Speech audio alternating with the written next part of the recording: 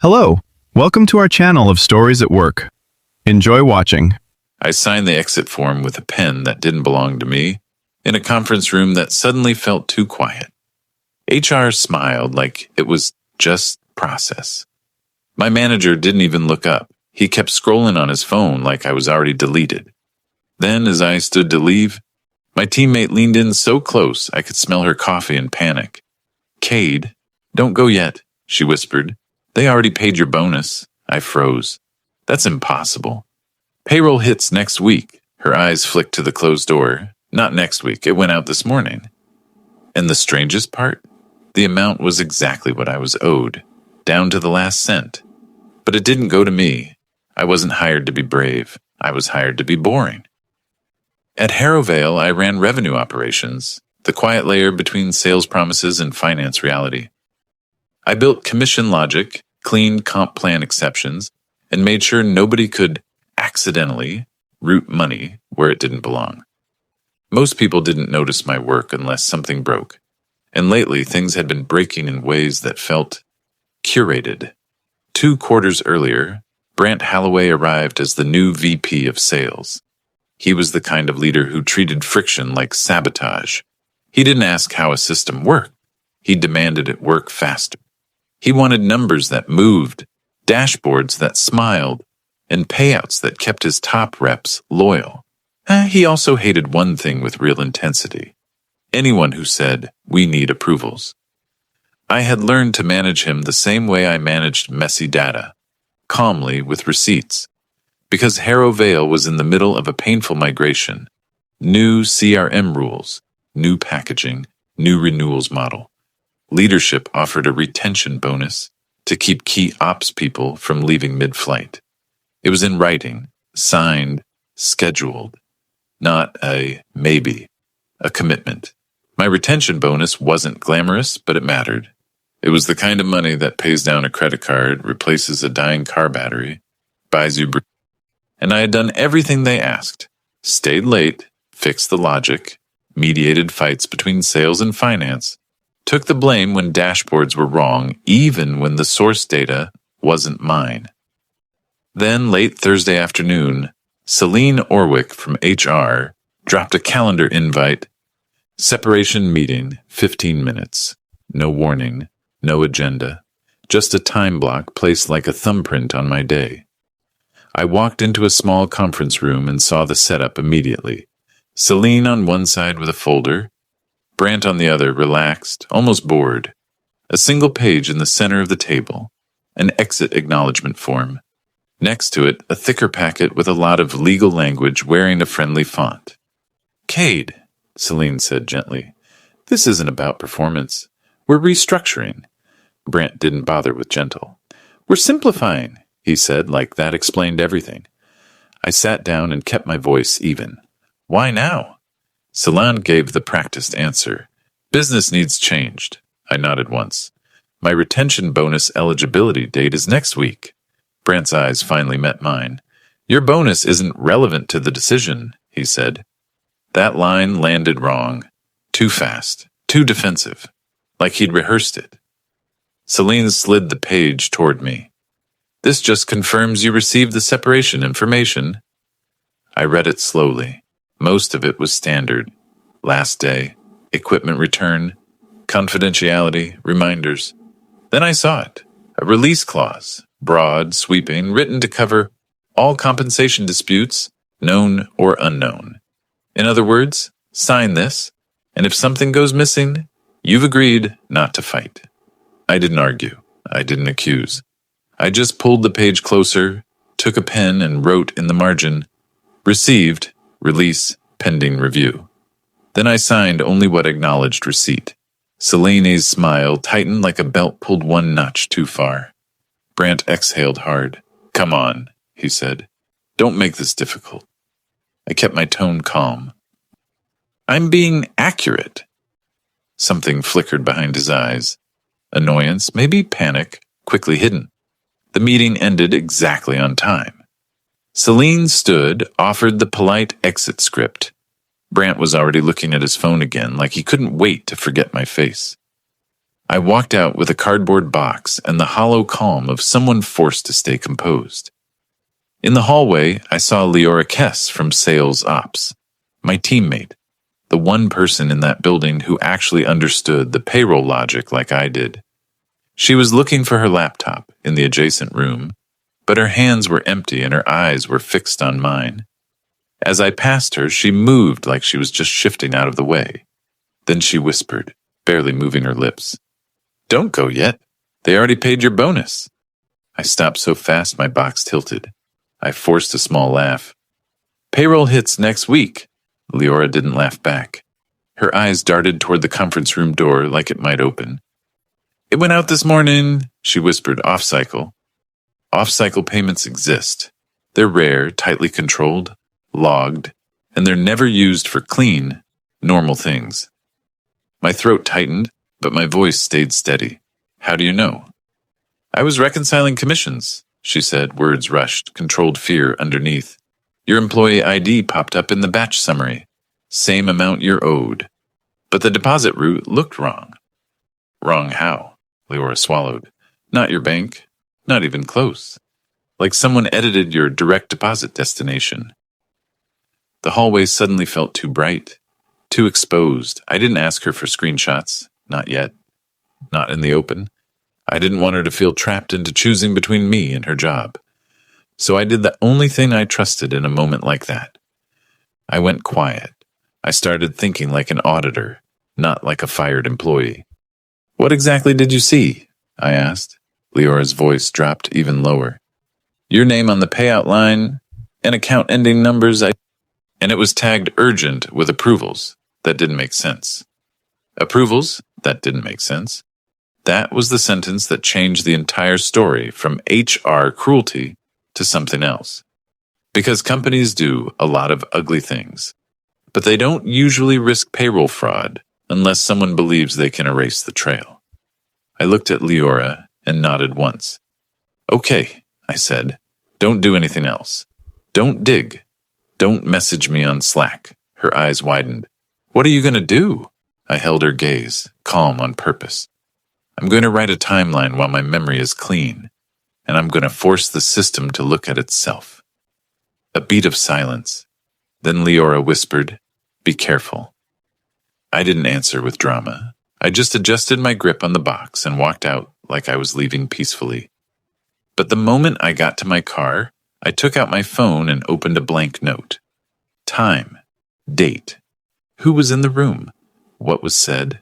What wasn't said? The exact wording Brant used. The release clause language. Leora's warning. Because in corporate life, you don't win with anger. You win with sequence.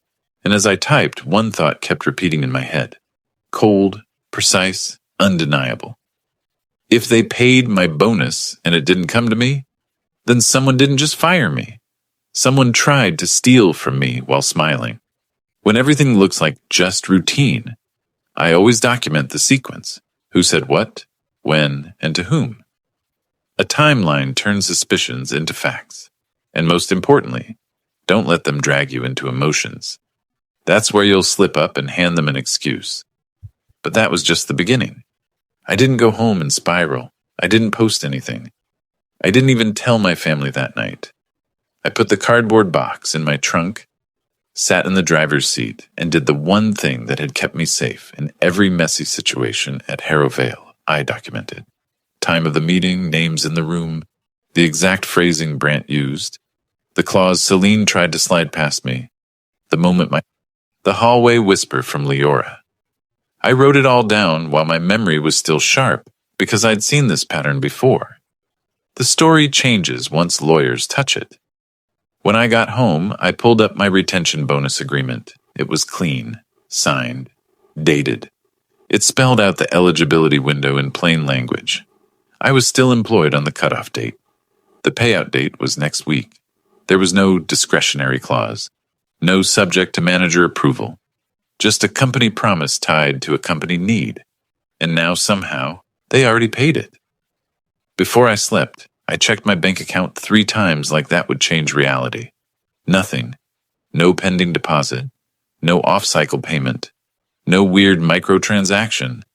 just the normal balance staring back at me like a joke. The next morning, I started with the boring facts. First, could payroll legally send money to the wrong account by mistake? Yes, it happens, but not cleanly and not quietly. A deposit goes out, it bounces, payroll gets an alert, an investigation starts. People panic, emails get forwarded, tickets get opened. Mistakes leave noise. This had no noise.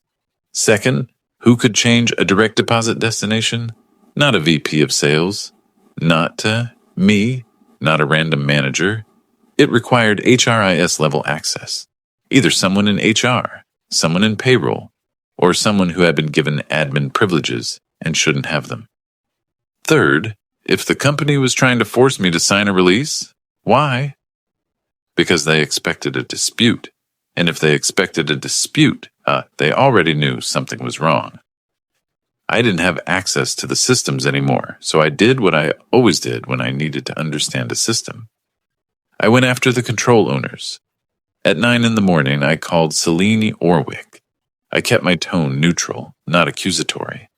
Celine, I need written confirmation that my retention bonus will be paid per the agreement. She didn't hesitate. Cade, all compensation matters go through payroll. Great! Please forward my request to payroll and include me. There was a pause, just a fraction too long. I'll see what I can do, she replied. That was not a yes. So I sent an email myself to payroll's general inbox and copied Celine. Subject, retention bonus, payout confirmation. Body, 3 sentences, polite, factual. I attached the signed agreement and asked for confirmation of payout date and destination account on file. No anger, no threats, no dramatic language, because the goal wasn't to vent. The goal was to get them to answer in writing.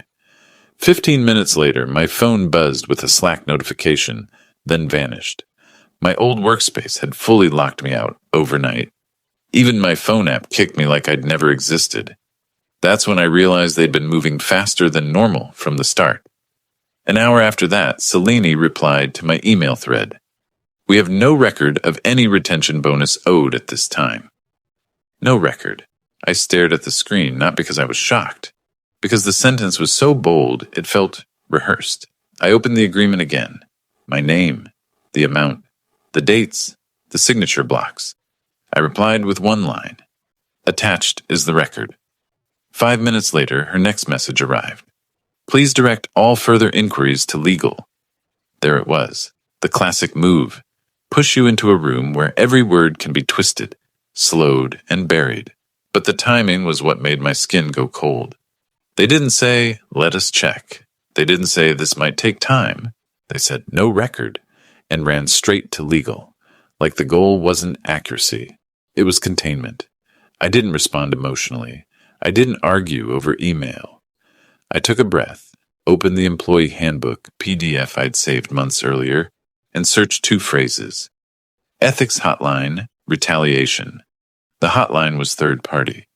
Anonymous option, case number. A formal path that didn't rely on Celine's mood or it also had one thing that mattered more than anything else. It created a time-stamped record outside their internal chain. I filed a report with only verifiable facts. I had a written retention bonus agreement with a defined payout date. I was terminated days before the payout date. A colleague alerted me that an off-cycle payment, under my identifier, appeared to be processed to an account that was not mine. HR responded that no record exists. Despite the signed agreement, I was concerned that payroll profile data and audit trails might be altered. After termination, I attached the agreement. I attached the email exchange. I did not attach anything that exposed Leora. I hit submit and got a case number.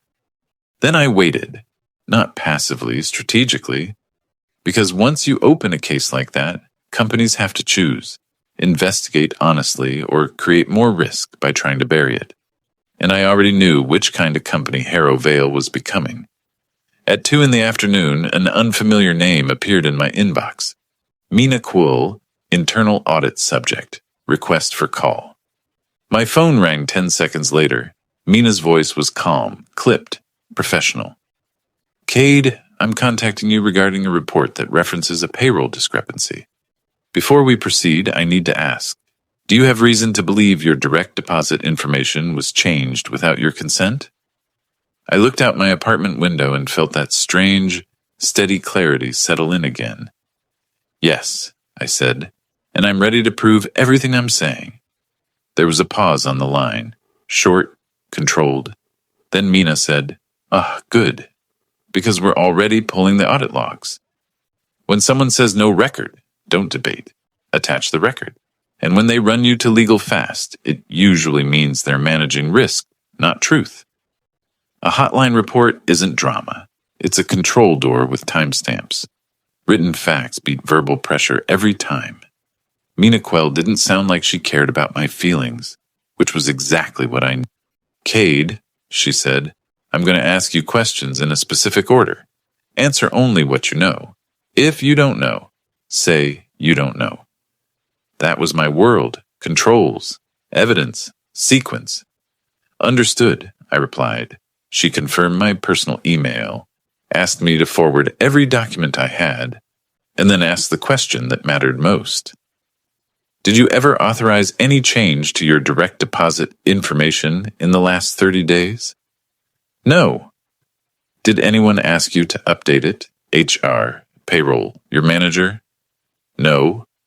Did you receive any confirmation email from the HR system about a bank change? No. That last one made her pause. Most HRIS platforms fire an automated notification when bank details are updated. It's a basic safeguard, imperfect, but standard. If I hadn't received one, it meant either the notification had been disabled, routed somewhere else, or the change had been done in a way that bypassed normal alerts. Mina's voice stayed neutral. Okay. Next, your exit meeting. Who was present and what did they ask you to sign? I walked her through it. Celine, Brandt, the single-page acknowledgement, the release language buried inside it, my handwritten note refusing to sign the release. I told her about Brandt's line, "Your bonus isn't relevant," and how quickly my access died afterward. I didn't mention Leora by name, not because I wanted to be noble, because I understood the math. The person who warns you becomes the next target. Mina didn't press for a name. She didn't need it. She needed a system trail. Thank you, she said. We're pulling HRIS audit logs now. We're also pulling payroll batch approvals. If what you're describing occurred, it will have an imprint. An imprint. That word hit me like a small relief. Because for the first time since the exit meeting, I wasn't trying to prove something to people who wanted me tired. I was speaking to someone whose job was to find the imprint. 2 hours later, Mina, I can confirm an off-cycle payment was issued under your employee identifier, she said. My stomach tightened. Where did it go? I'm not going to disclose the destination account over the phone, Mina replied, but I can confirm it was not the account on file prior to the change. The direct deposit destination was modified shortly before the batch ran. I closed my eyes and let the air out slowly. So it was real, not a rumor, not paranoia, not a payroll glitch, a modification, Mina continued. The approval path also appears inconsistent with policy. We are escalating internally. I need you to answer one more question. Has anyone contacted you to resolve this quietly? Not yet, I almost said. Then my phone buzzed in my hand. A text message. Unknown number. Let's talk tomorrow. Brandt, my throat went dry. The timing was so perfect it felt like a threat disguised as confidence. Yes, I said into the call. He just did. Mina's tone hardened by 0.5 degree. Do not speak with him off the record. If he emails you, keep it. If he calls you, do not answer. We'll handle internal contact. That was the moment the story shifted from I'm owed money to someone is trying to cover a breach. Because if your VP is texting you the second audit starts pulling logs, he's not trying to fix your experience. He's trying to manage what you might say. I ignored Brandt's text. I didn't block him. I wanted the trail. I took a screenshot, saved it, and forwarded it to Mina with one line. Received after your call. 20 minutes later, an email hit my inbox from legal. Orrin Vance, Corporate Counsel. Subject, Separation Clarification. A calendar invite followed. 15 minutes, video call next morning. I stared at it and felt the old irritation rise. Then I pushed it down. This wasn't about them explaining. It was about them controlling the narrative. So I prepared like I would for an audit walkthrough. I printed the retention agreement. I printed Celine's no record. I printed my hotline case number confirmation. I wrote down 3 sentences I would repeat, no matter what they tried. I have a signed agreement. An off-cycle payment under my identifier was issued to an account, not mine. I will only discuss resolution in writing. The next morning, I joined the call on time. Orrin appeared first, mid-30s, calm face, the kind of lawyer who tries to sound like a therapist. Brant joined a few seconds later, smiling too much, like we were old friends. "Cade," Brant said warmly. "I hate that this is messy. Let's just clear it up." Orrin leaned in. "We're looking into a possible administrative discrepancy. Sometimes payroll—" "It wasn't administrative," I said calmly. "An off-cycle payment was issued under my employee identifier, and my deposit destination was modified without my consent. I want that acknowledged in writing." Brant's smile twitched. "You're making strong accusations." "I'm stating verifiable facts," I replied. "Internal audit is pulling logs." Orrin's eyes narrowed slightly. "Who told you internal audit is involved?" That question was the tell. He wasn't asking for accuracy. He was checking how far the fire had spread. "I filed a hotline report," I said. "Internal audit contacted me." Brant's jaw tightened. "Cade, come on. This could damage people." "Then it should be documented correctly," I said. "If it's a mistake, the logs will show a mistake. If it's not, the logs will show that too." Orrin tried a softer route. "Perhaps we can discuss a resolution amount so you feel whole and we can move forward." There it was. Money as a muzzle. I kept my tone steady. "I'm not negotiating an amount. I'm asking for confirmation of where the funds were sent, who approved the off-cycle run, and who executed the bank change. By email." Brant leaned closer to his camera, voice dropping. "Let's not turn this into a crusade. You got severance. You'll get... Just be reasonable." That was the moment I realized something that landed like a small, brutal truth. They weren't afraid of paying me. They were afraid of the question behind it. How many times they'd done this before, and who else had been quiet? I didn't raise my voice. I didn't threaten. I just repeated the line I'd committed to paper. "Put it in writing," I said. "Otherwise, we're done." Orrin cleared his throat. "We'll follow up." "Thank you," I replied. "By email." I ended the call without waiting for permission. My hands shook afterward, not from fear, but from adrenaline. Because I'd just watched 2 powerful people try to pull me into the same trap. Speak freely, let them twist it, then offer money to close the door. I didn't walk into it. An hour later, Mina emailed me. Short, surgical, no emotion. "We have identified the destination account. It is not yours. We have escalated to the audit committee chair. Please do not engage with Brant or HR. Further updates to follow." I leaned back and stared at the ceiling, letting the quiet settle. Because for the first time since the exit meeting, I understood the shape of the game. This wasn't about my bonus. This was about control. Who had it, who abused it, and who assumed I would leave quietly. And now someone outside their little circle was watching the logs. When they offer quiet resolution, it usually means the real problem isn't money, it's exposure. Keep repeating one clean request. Written confirmation, audit trail, control owner. Don't get pulled into emotional conversation where they can reframe you as unstable. Stay factual and let the system trap them. They thought I was gone. I wasn't. The day after that legal call, Celine sent me an email that looked polite on the surface and controlling underneath. Please refrain from contacting current employees. All communication should be directed to legal. It wasn't about. It was about isolating me, cutting off any chance that someone inside might tell me what was happening in real time. I replied with one sentence. Understood. I will communicate only through internal audit and legal in writing. No argument, no heat, just a locked channel. Then I did something Brant never expected from someone he'd just fired. I stopped chasing him. Instead, I started reinforcing the perimeter around the facts. I emailed Mina Quell a tight list of requests, each one designed to force a recorded action on their side. Confirmation that my retention bonus agreement had been added to the audit case file. Confirmation that my personnel file and payroll profile were under preservation due to an active investigation. Written confirmation of the policy section that governed off-cycle runs and bank detail changes. Written confirmation that the destination account for the off-cycle payment did not match my last known bank profile. Mina answered within the hour. Acknowledged. File preservation is in place. Updates soon. That single sentence mattered more than any apology. Preservation meant the logs couldn't accidentally vanish overnight. 2 hours later, Brant tried again, this time from his corporate email. Subject, let's resolve this like professionals' body. A paragraph of warmth and implication.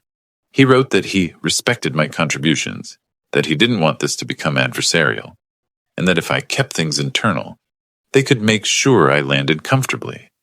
Land comfortably. That phrase made my jaw tighten, because it wasn't a promise, it was a leash. I replied politely and put him in a corner with a single request. Please confirm in writing the date the retention bonus was paid, the destination account last 4, and the approval path used for the off-cycle run. I didn't accuse him. I didn't mention fraud. I asked for objective data. He didn't. Instead, he sent another email, longer, vague, full of policy interpretation, and one line that was almost funny if it hadn't been my money. You are not entitled to any bonus after termination. Except my agreement didn't say that. It said the opposite. Eligibility was tied to a date I had already met while employed. The payout date was administrative, not discretionary. They designed it that way to keep people from being pressured into staying just one more week for money. And Brant knew it, which told me the lie wasn't for me. It was for the record, an attempt to create an alternate narrative before audit pinned the real one to the board. That afternoon, Mina called. Cade, she said, I'm going to tell you what we can confirm and what we're doing next. Her tone was calm, but the speed of her words changed. Audit people speed up when they've crossed the line from suspicion to certainty. The off-cycle payment was approved yesterday evening, she said. The direct deposit destination was modified shortly before the batch ran. The destination account was not previously associated with you, and the change was executed from an admin console. I gripped the edge of my desk. Whose console? I can't share names yet, Mina said, but the session data is inconsistent with normal use. Inconsistent how? She paused, then gave me the professional version of an explosion. The credentials used to execute the change belonged to HR. The user was simultaneously logged into a mandatory training module from a different device at the time of the modification. So either Selena had handed over access, or someone had used her credentials without her direct action. Either way, it was a control failure. And the approval? I asked. That's the second inconsistency, Mina replied. The off-cycle run was tagged as approved by a finance approver who appears. We're verifying whether access was delegated or misused. I felt something shift in my chest. Anger trying to rise, but getting replaced by something colder and cleaner. This wasn't a personal betrayal anymore. This was an internal control breach. A pattern, Mina continued. We have escalated to the audit committee chair. External forensics is being considered. Please keep all communication. Do not engage with anyone internally. Understood, I said. Then she added the line that changed the next 48 hours. One more thing. Because funds were issued to the wrong destination, the company may attempt to reissue payment quickly to reduce liability. If they do not sign any new release language. Notify me immediately. I didn't respond with gratitude. I responded with precision. I will, I said. The next morning, I woke up to a deposit notification. The full retention bonus amount, correct amount, clean description, standard payroll trace. For a moment, I just stared at my phone. Because if you only care about money, that's the end of the story. But this wasn't about money anymore. Not for me. If they could change a deposit destination and push an off-cycle approval under my name, they could do it to anyone. And if they had already done it twice before me, the only reason those people stayed quiet was because they were exhausted, scared, or alone. I wasn't going to be any of those. I emailed Mina immediately. Funds received. I do not consider the matter resolved. Please confirm root cause analysis and accountability will be documented. Her reply was fast. Agreed. 2 hours later, the inside of Harrow Vale caught fire. Quiet corporate fire. The kind that doesn't show in public until months later. A former teammate in finance texted me from a personal number. Audit committee emergency session. People are being pulled into calls back to back. Brant is locked in a room with legal. I didn't respond to the text. I didn't want inside gossip. But it told me what I needed to know.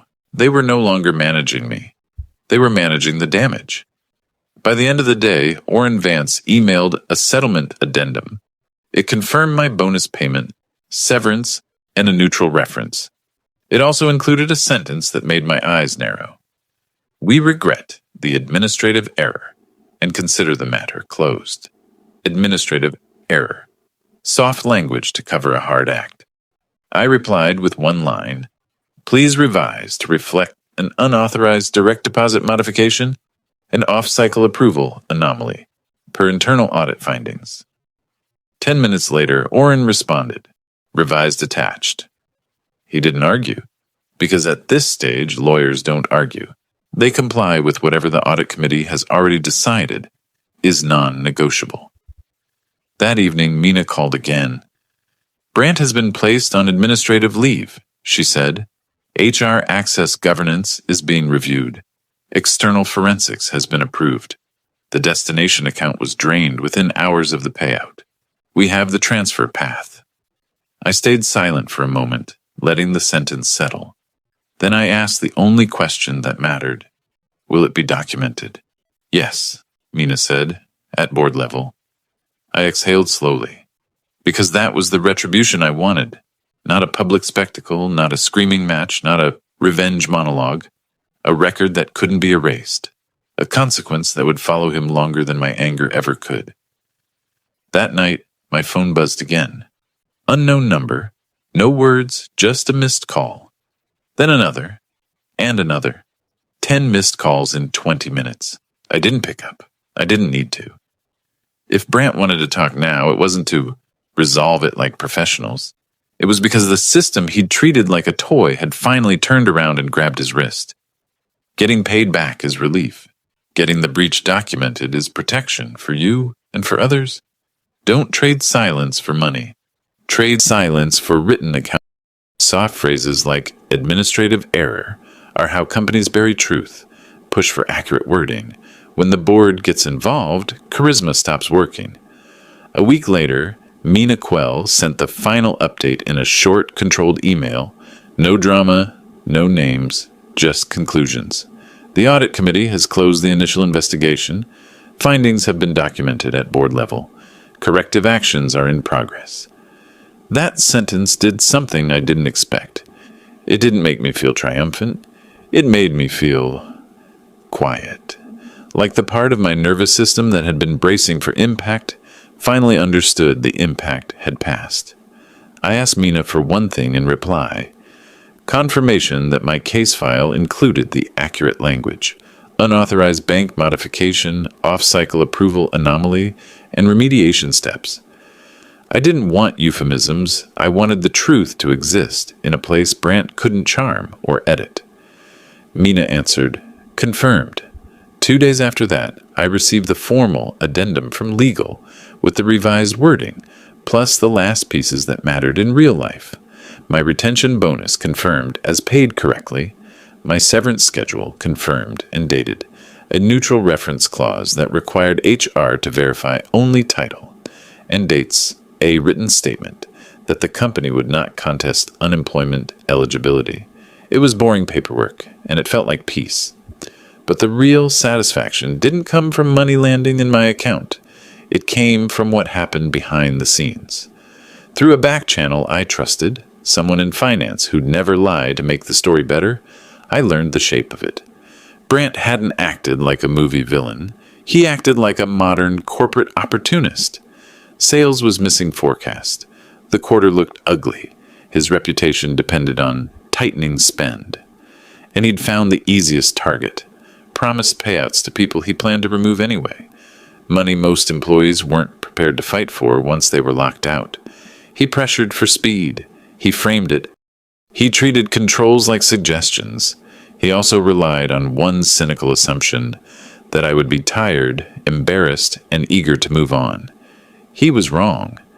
The investigation found that my case wasn't isolated. There were two smaller off-cycle anomalies in the months before me. Different employees, different amounts, similar timing around separations. Not enough to make headlines. Enough to establish a pattern. Those employees were paid retroactively with formal letters. The company initiated remediation steps that weren't cosmetic. Direct deposit changes now required dual authorization. Off-cycle payouts required a second approver from a separate department.